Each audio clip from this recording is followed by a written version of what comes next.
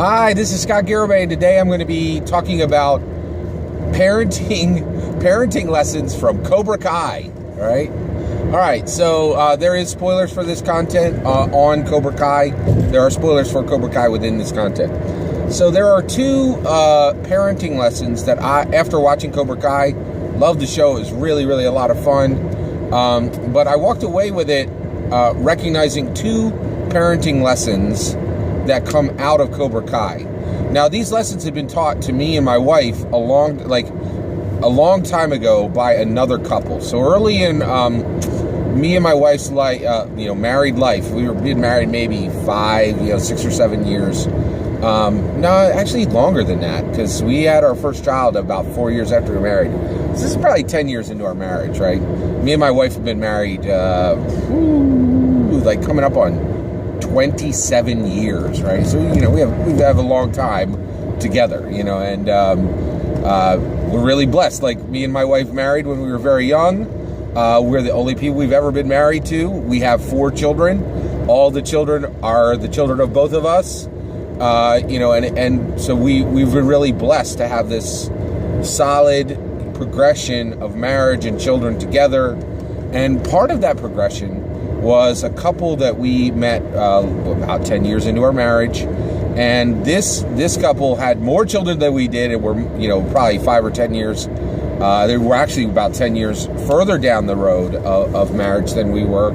And they just really and we became friends with them, and they really recognized us and recognized that we were making a lot of mistakes that they had already made, that we had questions and problems that they already had answers and solutions to, right? So we began meeting with them, and they really helped us and gave us these tools to use in parenting and in making our marriage stronger. And, we read books together, and we would have discussions together.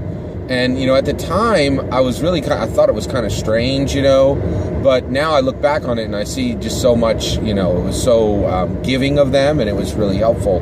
And so both the two things we're going to talk about today are tone and screens. And these are the parenting lessons that I think come directly out of Cobra Kai and solve all the problems of the children in Cobra Kai on the Daniel Larusso, Amanda Larusso family, right? So let's talk about the Daniel and Amanda family. So Daniel Larusso, his wife Amanda, who's a working mom, his daughter Samantha, right, who's like 16 and probably a sophomore in high school, and then you're looking at Anthony, who to me maybe last year of elementary, maybe first year of junior high. Okay, so one of the things, the first thing that so now.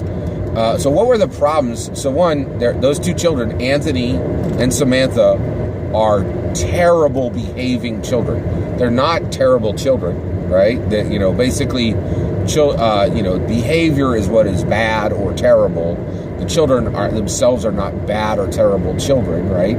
But the behavior of Samantha and Anthony is horrible. Both of them have massive amounts of entitlement, routinely display disrespect, sarcasm, mockery, right?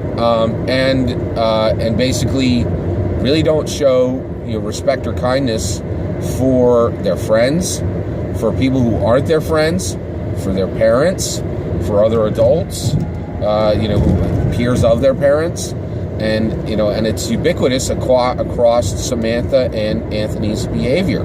Their behavior is terrible, right? Now, it completely makes sense that their behavior is terrible because Amanda and Daniel don't have these basic principles, these basic tools that you would use to raise a child, right? So one, I will acknowledge what Daniel and Amanda are doing for those children, right? So for Anthony and Samantha, they are making sure that all of their provision is taken care of. Those children do not want for clothes. They do not want for safety. They do not want for food, right? Excuse me. They also don't want for parental attention, right? The parents pay attention to them and spend time with them and seem to have a genuine care for them from the perspective of making sure that they have every physical need that a child would naturally have. That's not a small thing, right? That is something. And so basically these children are healthy and they're cared for. And I don't dismiss that. That's important, right?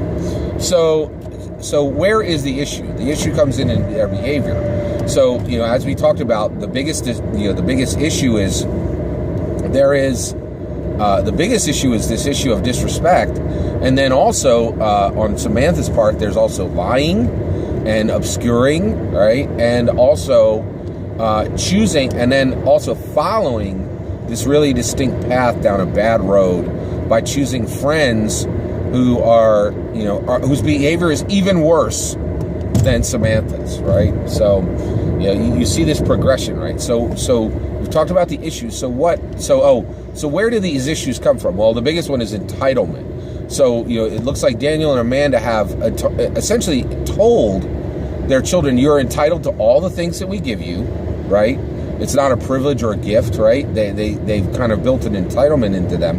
And then also, they've given them this entitlement that you don't have to suffer fools and you get to say who fools are, right? Which with Anthony is pretty much everybody, right? Everybody who's not on the end of his gaming unit, who he has respect for from a video gaming perspective, right? And for Samantha, it's everybody who's not Jasmine and Jasmine's friend, Yasmin and Yasmin's friend, right? So, and so basically, the entitlement is going to the point where where Anthony and Samantha really feel like they don't need to suffer fools, and they get to choose who gets the label of fool, right? And that's a huge problem. So how do you deal with this, right? So here's the two tools. The first one is tone, right? So basically, in the movie, we don't see any discipline shown to either Anthony or Samantha until it's discovered that Samantha was in a car that was used to wreck another person's car to the point where it pretty much totaled it. The damage was more than the car. To fix the damage would be worth more than the car was worth, right? So Samantha was responsible, right? Even though she wasn't driving, she was just in the car, and she hid the fact that this car had been damaged by a car she was in. I feel she was responsible for the damage to Johnny Lawrence's car, right? And so she was in a traffic accident and then helped hide that traffic accident, right? This is like this is not just like behavior. This is literally a crime, right? And in here we see this, and so this is the first time we see any punishment from Daniel Larusso or Amanda, and the punishment is, I'm taking your phone, and then you're going to have to sit here with me in this room, which is a terrible punishment from the perspective of it's not very sustainable because Amanda still has to work, right? What you're going to do the next day and the next day, a punishment for this level of wrongdoing is, should go on for probably a month or more, maybe as much as an entire season, so it's a short-term solution, right? That Amanda has brought down, and actually I do think it's good that Amanda engaged with her. Daniel should have been there as well, but at least she's doing something, right? But at that point, her solution for what is literally a crime is to take her phone and make her sit at the kitchen table, which is that's weak sauce. Like, that's not really there, right? And then literally like an hour later, there's absolutely no remorse from Samantha and her saying, I need to have my phone back because the hour and a half I've spent without it is too much for me to pay, too much of a cost for me to pay for having wrecked another man's car, wrecked a man's car, which is like, so one of the things is the entitlement is so high, right? So how do you stop this, right? Well, one of the issues is you do use discipline exactly the way Daniel and Amanda were choosing to do with a Samantha for this wrongdoing, but where you get it from and where you start it is at tone, right? So basically, Anthony had this sarcastic tone in half the things he would say, right? Not so much Samantha, but basically, if you use discipline at the level of tone, that starts the dialogue. I'll give you an example. Let's say, one of our kids, we tell them to do their chores, and one of their choices is to get the upstairs bathroom. They do all their chores, and then they go to the upstairs bathroom to just empty the trash. That's the one chore in that room, right? So they go up to get and they skip that one. They do like 5 of their tasks and they skip that one, right? And so if I say, hey, well, actually, usually Lan would be in the middle of this, but so if she says, hey, go get the upstairs bathroom, and one of our kids says, sure, I'll do that. Ugh. Right? That's tone, right? There's absolutely nothing wrong with the words they're saying, but the tone is inappropriate. It's disrespectful. It's mocking, right?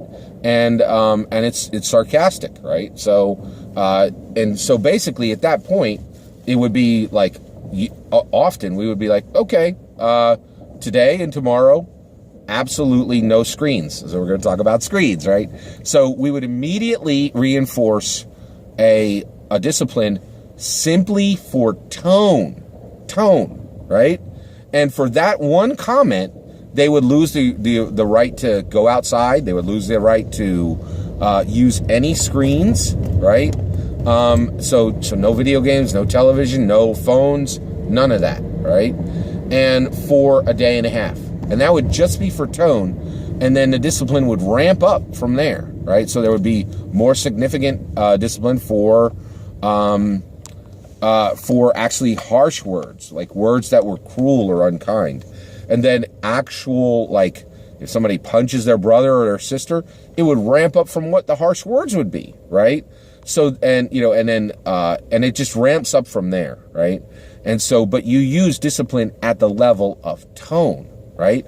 Whereas what was happening with Daniel and Amanda is they were waiting all the way till it got to actual, physical harm, or when somebody was taking something, when there was a physical action, something more than words, something more than tone. And that's just, you can't wait until that long. And the reason why is these problems come from their intent, and you can tell their intent from tone, right? So let's talk about screens. So the next one is screens, right? So screens are number one, the most powerful form of discipline, generally that can be used across the board, right? It's very powerful, and because basically every single person on the planet, not on the planet, in America, basically, I've never met one single person that is free of screens now. The only question is, how deep into the screens are you? How desperately do you need them? And children need them, right? Like, they want them. They want them even more than, it's a true discipline where if you're taking screens away, it causes major issues for them. They can't communicate with friends. They can't play games. They can't consume entertainment. And, all of us, that's a huge part of life now. And so it's a significant, real discipline that actually has merit, right? And so basically there's multiple huge benefits from taking screens away. So one of the things is when you take screens away, one, which is difficult, and there's a lot of work to be done when you actually do this. You actually have to, see this discipline through, and there's a lot of jury rigging your life and moving furniture, and like it's a whole big thing, like where are they going to be if there isn't, does that mean the people in the living room can't watch television, blah blah blah blah blah, right? And so you gotta figure all this out. And by the way, if you haven't gotten this, discipline for a child is actually quite discipline for a parent. It takes a long time. It is hard work, hard planning, hard maintenance, hard execution to do discipline right? And basically you have to invest yourself in it. You have to invest your time and your energy and your focus into it, right? And so, so if that's not clear, it's definitely there. So you have to make sure that, they are being denied these screens, right? Now, this is great because once you deny them screens, the one thing you also should be matching with that is there should be a weekly trip to the library, right? And you should always have books in the house that they're excited about, so that when they go onto these discipline times, they are actually reading the books that they've gotten at the library, because that's the time when they're actually going to slip out and do a lot of reading, even more than the reading they would normally do. Most kids do some reading, and they're spending time in those. But there you're going to get big blocks of time, like 2, 3, 4, 5 hours a day, where they're just reading, the content. And so you got to be prepared that they have exciting content to read in those periods, right? The other one is about screens. Is one more extension is 2 more things about screens. So one, you're going to be taking screens away often, and you'll take screens away starting with tone, and then so you start your discipline with tone, and it goes up and expand, and it goes to words, and it goes to actions after that with an escalating discipline, right? And so basically you have this pattern. The other thing to know about screens is, one, in our house, absolutely no screens anywhere in anybody's bedroom or any room with a closed door. There are no screens in any room with a closed door, any room that is not public. So that means the screens live in the living room, they live in the kitchen. They live in the den, right, and in the living room. And also, ours has a dining room, so you could have them in the dining room. But we don't really have screens in the kitchen, and we do not. And now that one's not a discipline issue. That's just a practical issue. And then we also do not have, and none of the kids are allowed to have any screens in their rooms ever.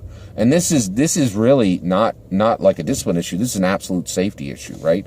And then one thing further than that. All online accounts for all children are completely public to the parents. We have every single username and password, and we have set an expectation from the very beginning that we are aware of every, you have to tell us any new site you go to, and you supply us the username and the password, and we administrate all that, and we can and will log into every single account you have at the drop of a hat. Right? There's absolutely no privacy, no online privacy for anyone in the house until they go to college. And that's when this ends. When they go to college, we respect their privacy, because they're essentially adults then, and that's when that ends. But so tone and screens, and it was just, when I watch Cobra Kai, I'm like, it's so clear. Nobody's addressing the kids at the tone level. And if you think that, taking screens away for what is essentially literally a crime, destroying a man's car, you're so far behind on behavior that it's actually not funny at all. It's really sad. And so, I was like really, thinking, these two lessons, tone and screen, really address all the parenting issues that are had by Samantha and Anthony, in my opinion. Take care.